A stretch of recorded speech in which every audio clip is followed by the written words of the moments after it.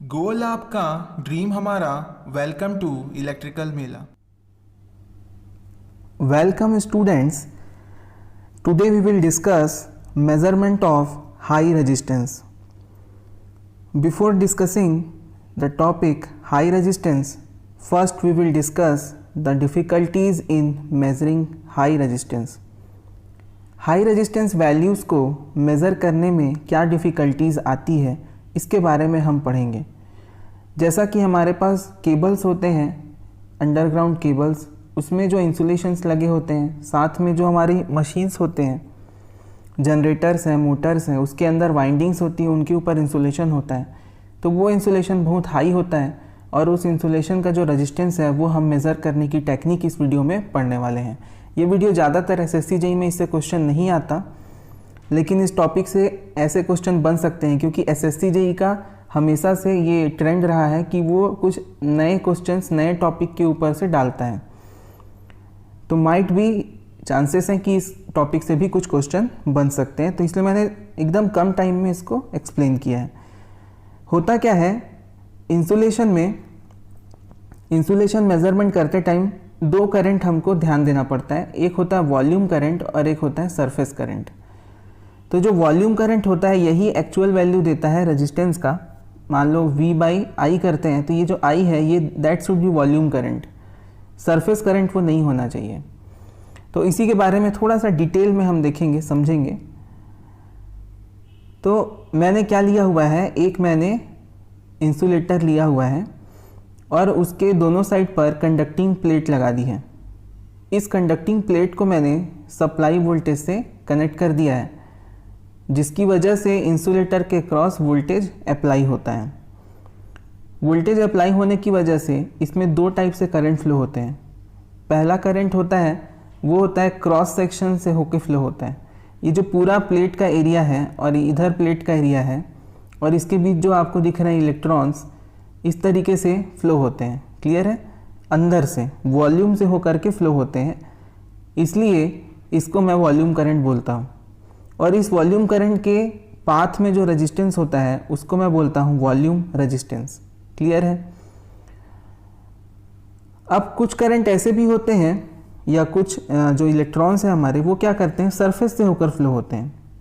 ये ऊपर ऊपर से फ्लो हो जाते हैं, सरफेस से होकर फ्लो हो जाते हैं, तो उनको सरफेस करंट बोलेंगे। उस इलेक्ट्रॉन के फ्लो को क्या बोलेंगे, सरफेस करंट। और सरफेस करंट के पाथ में जो रेजिस्टेंस है उसको क्या बोलेंगे, सरफेस रेजिस्टेंस। इसको हम एक लीकेज रेजिस्टेंस की तरह ट्रीट करते हैं। होता क्या है स्टूडेंट्स कि जो हमारे कंडक्टर्स हैं लाइक कॉपर है, या उसमें क्या होता है, ये जो सरफेस रेजिस्टेंस होता है ना, ये बहुत ही कम होता है, कंडक्टर्स में बहुत कम होता है। लेकिन जब इंसुलेटर की बात करते हैं तो ये जो सरफेस रेजिस्टेंस है ना, तो यहाँ पर भी इस पाथ से भी होकर के करंट फ्लो होता है। और वॉल्यूम रेजिस्टेंस मतलब अंदर से होकर भी करंट फ्लो होता है। तो अंदर से होकर जो करंट फ्लो होता है और बाहर से जो फ्लो होता है, सरफेस से फ्लो होता है, उनके बीच में ज़्यादा डिफरेंस नहीं होता, लगभग इक्वल टाइप के करंट फ्लो होते हैं। इसलिए थोड़ी परेशानी हो जाती है इंसुलेशन रेजिस्टेंस के मेज़रमेंट में, तो उसके बारे में हम देखेंगे। तो हमने ये समझ लिया कि दो टाइप के करंट फ्लो होते हैं, एक वॉल्यूम करंट होता है और एक होता है आपका सरफेस करंट, जिसकी वजह से दो टाइप के रेजिस्टेंस बनते हैं। एक को बोलते हैं हम सरफेस रेजिस्टेंस और एक कहा जाता है वॉल्यूम रेजिस्टेंस। क्लियर है? तो आगे देखते हैं। यहाँ पे मैंने एक केबल लिया हुआ है और इस केबल को एक वोल्टेज सोर्स से कनेक्ट कर दिया है। साथ में एक एमीटर भी लगा दिया है जो करंट को मेज़र करेगा, केबल से होकर जाने वाले करंट को मेज़र करेगा। अब आप यहाँ पे देख सकते हैं कि जो हमारे वॉल्यूम करंट्स हैं, वॉल्यूम करंट को यहाँ पर मैंने रेड से दिखाया है, इसमें रेड कलर से शो किया है। यहाँ पर ये इसका फ्रंट व्यू है और ये साइड व्यू है। तो फ्रंट व्यू से देखेंगे तो आपको केबल इस तरीके से कुछ नज़र आएगा। और इसमें जो रेड कलर से मैंने मार्किंग की है, ये मार्किंग क्या बताता है, वॉल्यूम करंट को बताता है। और साइड व्यू में जब आप देखेंगे तो आपको ग्रीन कलर में लीकेज करंट भी दिखेगा। क्लियर है? ये सब क्या है, लीकेज करंट है। इसी तरीके से मतलब लीकेज करंट ही को क्या बोल रहे हैं, सरफेस करंट, वो डिज़ायरेबल हमारे लिए नहीं है। अब होगा क्या कि ये जो वॉल्यूम करंट है वो भी फ्लो होंगे एमीटर के थ्रू और सरफेस करंट है वो भी फ्लो हो जाएंगे। तो जो हमारी रेजिस्टेंस की रीडिंग आएगी उसमें क्या होगा, एरर होगा। जैसा कि हमने एक एमीटर वोल्ट मीटर मेथड में देखा था कि हम क्या लगा देते हैं, वोल्टेज, और यहाँ पे माइक्रोमीटर लगा दिए। तो ये माइक्रोमीटर जो करंट मेज़र करेगा वो इस लाइन का भी करेगा, सरफेस का, और किसका करेगा, एक्चुअल जो रेजिस्टेंस है उसकी वॉल्यूम है उसका भी करेगा। इस तरीके से माइक्रोमीटर की रीडिंग जो हो जाएगी वो हो जाएगी IR प्लस IL।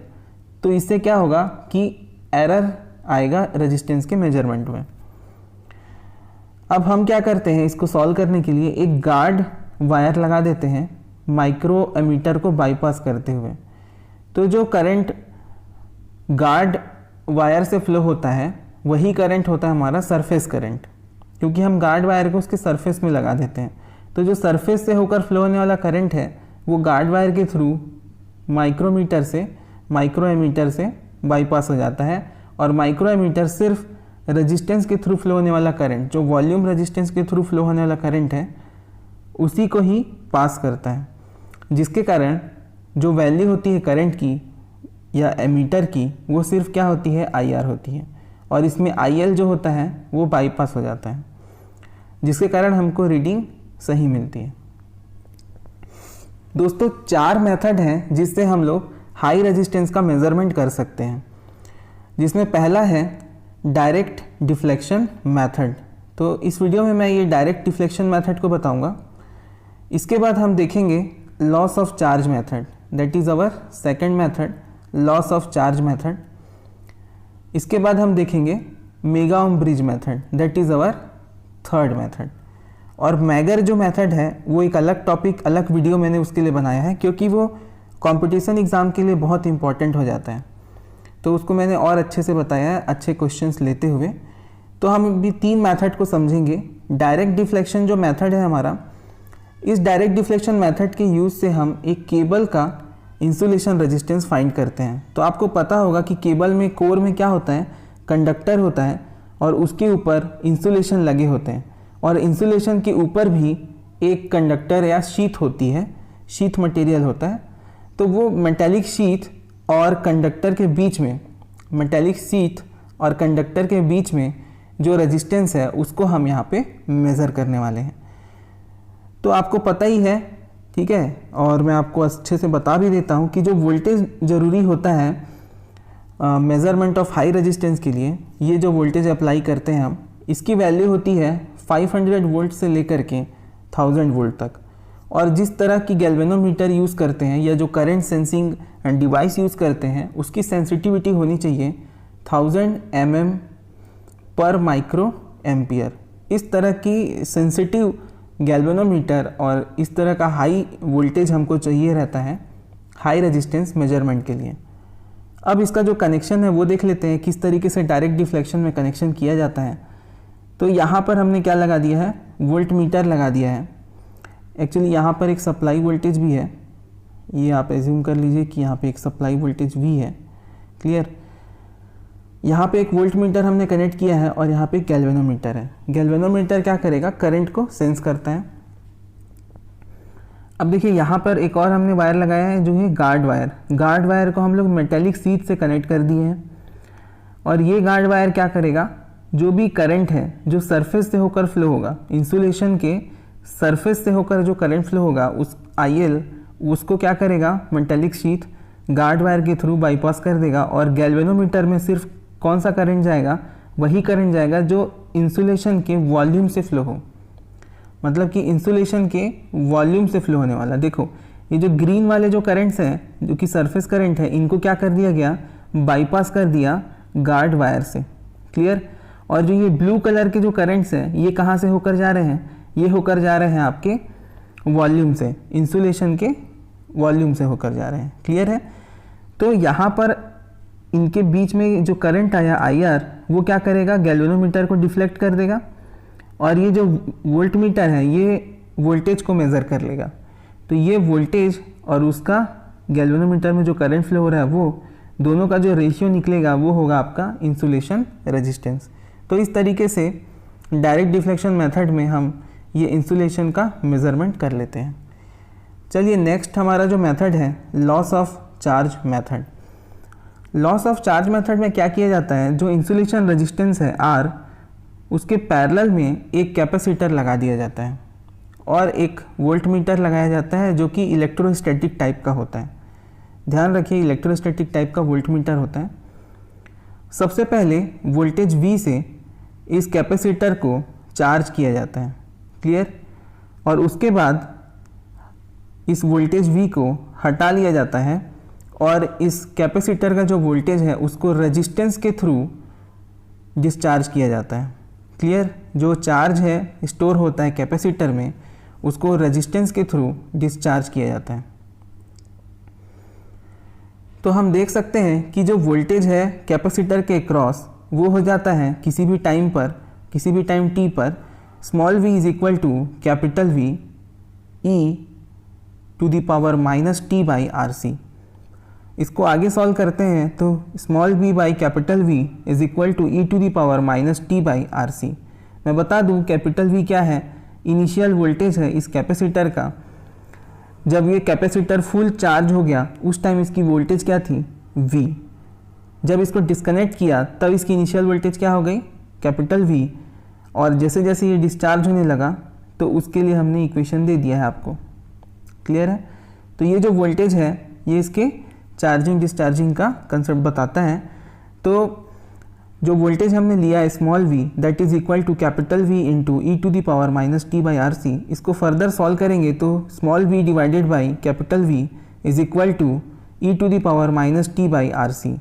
फिर सॉल्व करेंगे तो ये माइनस था उसको प्लस कर दिया तो इधर जो ऑर्डर है वो चेंज हो जाएगा। ये minus v divide by plus v से बदल करके हो जाएगा capital V divide by small v is equal to e to the power t by RC।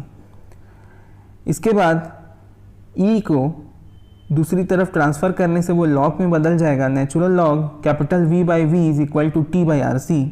और फिर यहाँ से r की वैल्यू हमको निकालनी है तो r आ जाएगा हमारे पास ये r is equal to t divided by c natural log e capital V by small v।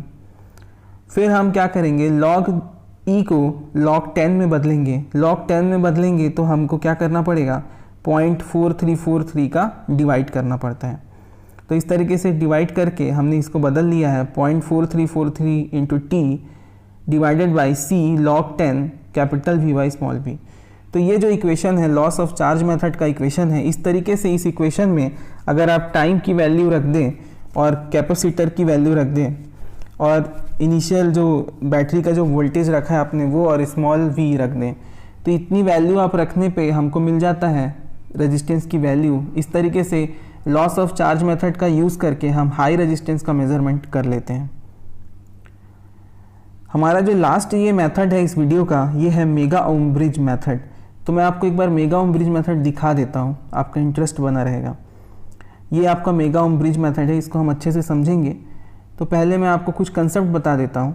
देखिए जो हाई रेजिस्टेंस होता है उसमें हमने क्या किया, गार्ड वायर लगाया ताकि जो सरफेस करंट है वो क्या हो जाए, बाईपास हो जाए। तो ये रेजिस्टेंस हमने लिया, इसमें 3 टर्मिनल है, एक गार्ड टर्मिनल है और A और B हमारे इनपुट आउटपुट टर्मिनल है और बीच में जो है वो हमारा हाई रेजिस्टेंस है। और ये जो बॉक्स आप देख रहे हैं ये क्या है, इंसुलेटिंग मटेरियल को बताता है, क्लियर। इसका एक और इक्विवेलेंट सर्किट हम इस तरह से देख सकते हैं जिसमें G टर्मिनल से 2 लीकेज रेजिस्टेंस हैं RAG और RBG कनेक्टेड है और ये मेन रेजिस्टेंस है इंसुलेशन रेजिस्टेंस जिसकी वैल्यू हमको मेज़र करनी है। इसमें भी जो अप्लाइड वोल्टेज होता है वो 500 वोल्ट से लेके 1000 वोल्ट तक होता है। इसमें जो गैल्वेनोमीटर की जगह दूसरा यूज़ करते हैं वो ये है vacuum tube volt meter use किया जाता है। क्या यूज़ किया जाता है, वैक्यूम ट्यूब वोल्ट मीटर, या वैक्यूम ट्यूब की जगह ट्रांजिस्टर वोल्ट मीटर भी यूज़ किया जाता है। ये स्पेशल इसमें चीज़ें हैं, ये सब याद रखने की चीज़ें, ये सब एग्ज़ाम में पूछी जा सकती हैं। इसका जो फॉर्मूला होता है व्हीटस्टोन की तरह ही होता है, ब्रिज में थोड़ा सा मॉडिफिकेशन होता है। देखिए ब्रिज में क्या किया है इसने, P तो एज इट इज़ लिया है जैसे व्हीटस्टोन में लेते थे, Q वेरिएबल ले लिया है और गार्ड रिंग लिया हुआ है। क्या लिया हुआ है, गार्ड वायर लिया हुआ है जिससे इसने अननोन रेजिस्टेंस को कनेक्ट किया है और अननोन रेजिस्टेंस के गार्ड पॉइंट को कनेक्ट किया है। अब जो C और D टर्मिनल है इससे क्या कनेक्टेड है, एम्पलीफायर कनेक्टेड है और एम्पलीफायर किससे कनेक्टेड है, वैक्यूम ट्यूब वोल्टमीटर से। क्लियर है। ए और बी कनेक्शन कहाँ जाता है, सप्लाई वोल्टेज में चला जाता है इस तरीके से। अब एक और बच गया जो ये आर्म है, सी बी आर्म। इस सी बी आर्म में देखिए बहुत सारे इसमें पॉइंट्स बने हैं, मतलब इसका जो रेंज स्टार्ट होता है 10 किलो ओम से स्टार्ट हो जाता है। ठीक है, 10 kilo ohm, 100 kilo ohm, 1000 kilo ohm. Clear है। फिर इस तरीके से 10,000 kilo ohm, 1 lakh kilo ohm, मतलब कि 10 किलो ओम से लेकर के 100 मेगा ओम तक के रेजिस्टेंस का यहाँ पर स्टैंडर्ड रेजिस्टेंस दिया हुआ है, जिसको हम वेरी कर सकते हैं अननोन रेजिस्टेंस पाने के लिए या ब्रिज को बैलेंस करने के लिए। इस तरीके से चेंजेस किए जा सकते हैं। तो ये डायग्राम आपको समझ में आया। तो इसमें क्या करते हैं हम लोग, ब्रिज का बैलेंस फाइंड करते हैं, यहाँ पे जीरो करंट चेक करते हैं। बैलेंस कंडीशन पर अननोन रेजिस्टेंस की वैल्यू P/Q इंटू एस इस फॉर्मूले से निकाली जा सकती है। तो ये आपका मेगा ओम ब्रिज का कंसेप्ट हुआ। इस तरीके से हमने इस वीडियो में जो 3 मेथड है हाई रेजिस्टेंस मेजरमेंट के, उसको हमने कंप्लीट किया है, जो कि है डायरेक्ट डिफ्लेक्शन मेथड, और सेकंड है आपका लॉस ऑफ चार्ज मेथड, और third mega ohm bridge method. इसके बाद वाले वीडियो में हम कंटिन्यू करेंगे मैगर को, और उसमें एसएससी से रिलेटेड बहुत सारे क्वेश्चन लेंगे। अभी तक इन तीनों टॉपिक में से सिर्फ नाम के अलावा कोई भी इस तरह का कोई क्वेश्चन नहीं बना है, लेकिन बन सकता है, उसको आप ध्यान रखिए। जैसे कि यहाँ पर मेगा ओम ब्रिज मेथड में किस टाइप का वोल्टमीटर यूज़ किया जाता है, तो ये क्वेश्चन बन सकता है। ये 3 टर्मिनल इस तरीके का रिप्रेजेंटेशन है जो इंसुलेशन रेजिस्टेंस का, ये भी पूछा जा सकता है। साथ में ये जो फॉर्मूला है ये पूछा जा सकता है आपको। ठीक है, और ये जो लॉस ऑफ चार्ज मेथड में क्या यूज़ किया गया है, यहाँ पे इलेक्ट्रोस्टैटिक वोल्टमीटर का यूज़ किया जाता है, तो ये पूछा जा सकता है। क्लियर है। इसमें आपको यहाँ पर क्या पूछा जा सकता है, गार्ड वायर क्या करता है, गार्ड वायर का काम क्या है, वोल्टेज का लेवल क्या होता है, सेंसिटिविटी कितनी होती है। इस तरीके की जो इम्पोर्टेंट चीज़ें हैं मैंने इस वीडियो में अप्रॉक्सीमेटली कंप्लीट कर दी हैं। तो अगर आपको ये वीडियो अच्छा लगा तो आप लाइक करिए, सब्सक्राइब करिए और शेयर करिए अपने फ्रेंड्स के साथ, और बने रहिए हमारे साथ।